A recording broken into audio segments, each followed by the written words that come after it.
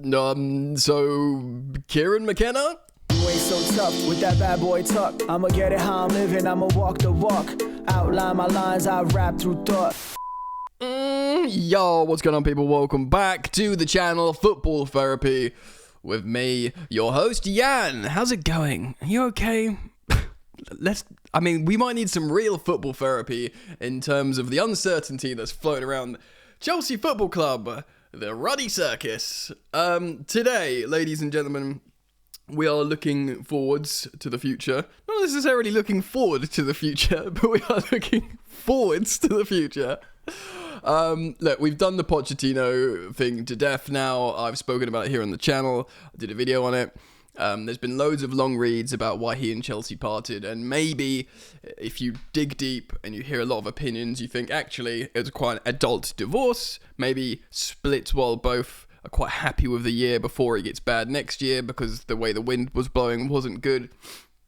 I've sort of made my opinion on that. I would have liked Pochettino to stay. I wasn't a Poch out guy, but when you hear everything about it, you're thinking, right, well, if it's not going to work, good, we're back in Europe.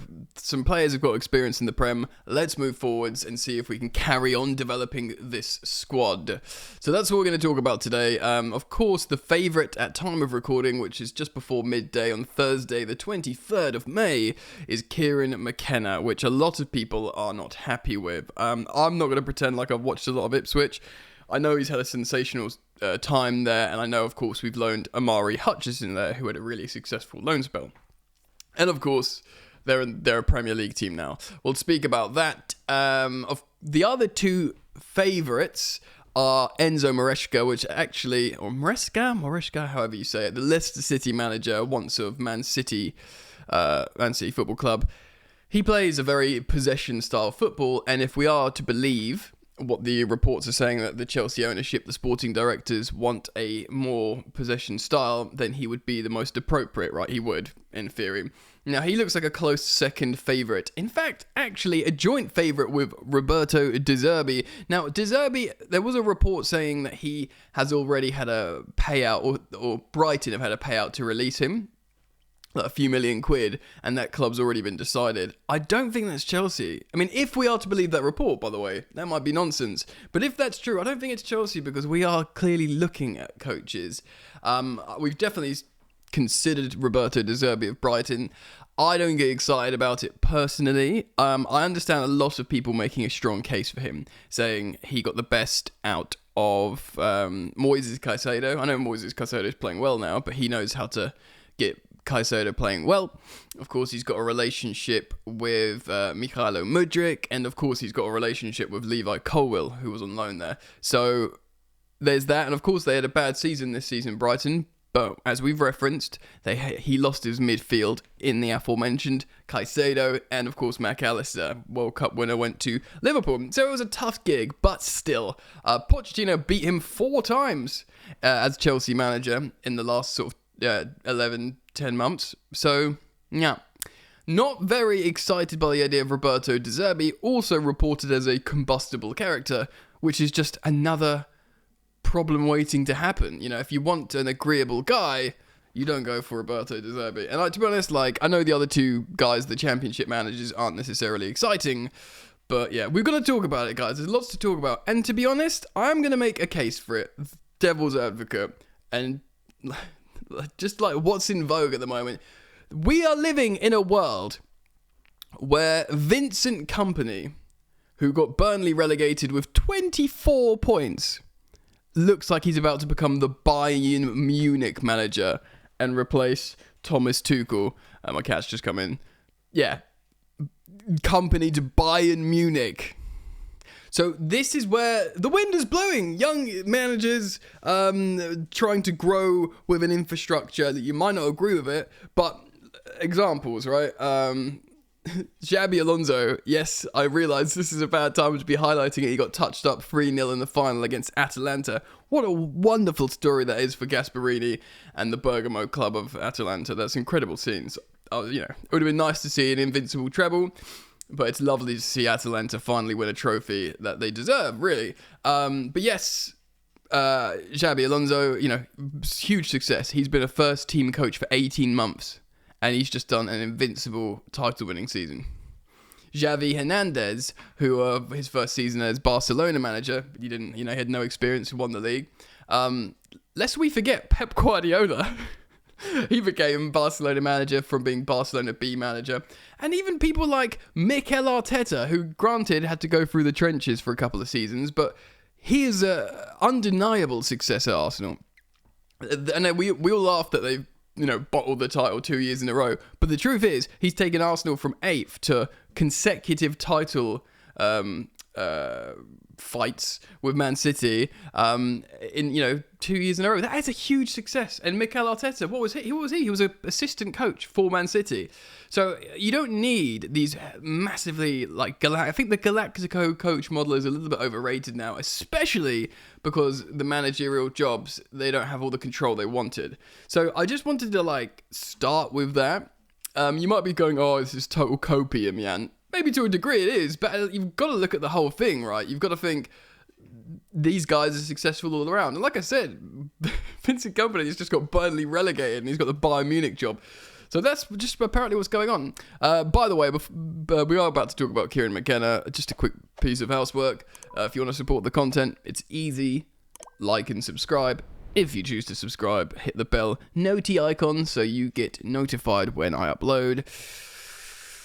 Let's get into it. Alright, so like I said, many managers, young managers are in vogue. It's the thing to do at the moment, and maybe you don't need a Conte or a Mourinho. I think many of you watching wouldn't want Conte or Mourinho at Chelsea for a multitude of different reasons, especially because we're so invested with these young players in this project. We need a coach who's going to be able to work with everyone, and it's going to be a team thing, right? And I'm not so massively invested in that, but what I would say is I got really excited about the appointment of Cueva from Brentford, the set piece coach, which is so important in modern day football. Look at how it's just helped Arsenal this season. They're amazing at defending set pieces. They're amazing at scoring set pieces. We are terrible at both those things. I heard JJ Bull of Tifo and The Athletic say that this guy, Cueva, who's coming to Chelsea, is a bit of a genius, and it's an amazing appointment for Chelsea. And Pochettino just didn't want to work with him. He's like, no, I know best. This is the kind of stuff, right? Presumably, an Enzo comes in, and Kieran McKenna, they're like, yeah, of course. This is the new model. We're slightly of a new generation of coaches. We are prepared to do that. That is theoretically, again, I'm not saying this is the right way. I'm just pointing out this is the ideas and this is the concept, right? So, Kieran McKenna, really young. I think he'd be I don't know how old Arteta is, but Kieran McKenna is 38. So he's super. He's 3 years older than me. Imagine me managing Chelsea. Jokes.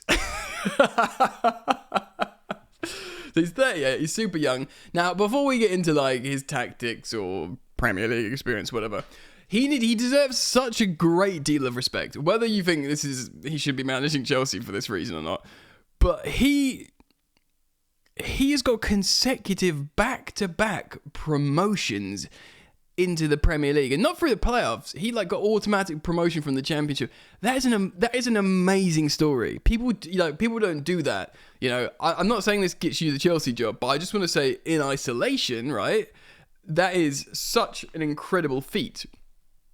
People get finally promoted into the Championship. The second division in England, they're like, great, and they'll be stuck in there for decades, and they'll be trying to stay in.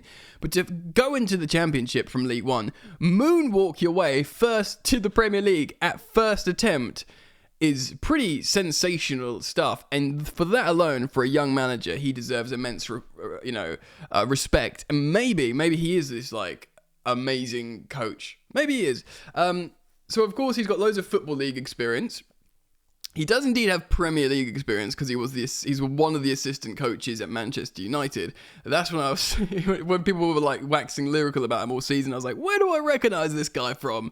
Oh yeah, sitting behind Mourinho and Ole Gunnar Solskjaer on the Man United bench. I think he came from Tottenham's academy before or something like that. He wasn't academy football. He's used to recently working with youngsters. He's been in the Premier League for quite a few years as an assistant coach, experiencing what the Premier League's about, and then became a head coach and was like, right, let's get into it. Went to Ipswich Town and just flew up the leagues, and it's impressive. Like he's like the hipsters, talking point. Like everyone I listened to the Football Ramble, and when I listened to loads of football podcasts, and they were like, "I will hate it if he goes to Chelsea." You know why? Not because it's a sellout, but because he's a good manager that they want to see go elsewhere. It's kind of interesting, isn't it? Because we got really praised when we hired Graham Potter. It was like, wow, Chelsea are going for it. I don't know how young Potter is. He looks older than he is, I think. But, this like more progressive up-and-coming manager taking a risk not on a Galactico name. Granted, Potter was a monumental failure. It didn't work. I mean, he did have the impossible job. He had 41 squad members all hanging out and getting changed in the hallway. No one wanted to be there. He drew Man City away in both cups and, had a good game against Dortmund in the Champions League, but it was, he got a 7-year contract, I believe, and it was a very expensive sacking, even though I reckon he probably agreed an agreeable dismissal because he was like, yeah, this isn't working. But Chelsea were praised for hiring Potter, not just going in for a, Mourinho version 3 and everyone just rolls their eyes. Do you know what I mean? It was like, oh, wow, fair play, Chelsea, they're going progressive. They're going like new age. Do you know what I mean? But it was a monumental failure. Similarly, people non-Chelsea fans want to see Kieran McKenna manage Ipswich Town in the Premier League because, the way he's trending, he could have a mid-table finish with that Football League level players because he's been such a good coach, right? So I just wanted to explain that. He's a hipster's choice. He's super, super, good. Apparently, how good he is, I don't know, in terms of Premier League level. Players love him, of course. Amari Hutchison speaks very, very highly of him. Of course, there was that bit on their, end-of-season party thing when... Was it his birthday? Someone asked what he wants for his birthday, and he says, get me Amari. He wants buy Amari for Ipswich. He obviously loves Hutchison. But, there's loads of good players at Chelsea. Just for a quick, I just want to get this up on the screen. I should have done this before I recorded, Jan. But for context of how good Ipswich have been in the Championship. Here we go. Sky Sports graphic, ladies and gentlemen. Goals scored, 92. So that is the most goals scored in the league. Chances created, third most, which is pretty good actually, because it means his players have been pretty clinical to create the third most chances, but have the first most for goals. This is good. Points won from losing positions, 32, that's first place. That's a good thing to have. Set piece chances, excluding assists, first, and goals from set pieces, second. Now, those final two stats, add those to Quaver, who's joining us, of course, in the summer, and Chelsea could become great again at set pieces. Now, it's not a sexy appointment. Of course not. And Chelsea, maybe, I was going to say more than any club, but... Because Man United had the dynasty of Ferguson and, they did have loads of players that came through the academy and they had long players that were just there forever. Chelsea in the noughties and the 2010s, we were not the Real Madrid of the Premier League, but we just bought players. We bought Galactico players and Galactico managers, and that's what fans are used to, right? So I get it. We're conditioned to feel a certain way, and it is not conducive with hiring Kieran McKenna. It's just how it is, baby. I get it. I'm not going to fight against that. That's just the way it is. Things will never be the same. And yes, so he's a great up-and-coming manager. He's young. He'll be agreeable to Chelsea's demands. We don't know how good he could be. He's a hipster's choice. And he'll work within, with the set piece specialist, this, that, and the other. He's not as much of a possession manager as Enzo Maresca, and I think that is a little bit peculiar. I'm looking at he plays a 4-2-3-1, so of course he doesn't play a 3-back system. He used to play a 3-back system, I believe, when they were in League One, but the 4-2-3-1 this season he's played 50 times, and he did play a 3-back system twice. Maybe in cups, maybe seeing out games, maybe just because there was injuries and he had to change the shape. But yes, with Hutchison on the left wing, which is very interesting actually, because between Sterling and Mudryk, we've not always been fully satisfied with our left wing, especially when you compare it to Palmer on the other side, or at times Madueke. Who knows? Maybe it'd be like, get me Hutchison in the Chelsea lineup. We'd have to see, but it's an interesting one.